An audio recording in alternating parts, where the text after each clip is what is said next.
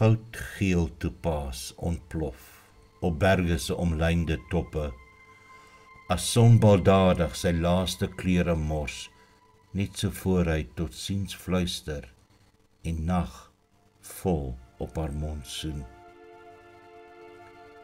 Gulsig dring my oë dorstig aan die uitgestorte hemelse heuningtint, om nie 'n druppel te verspil aan die soet nektarstroop.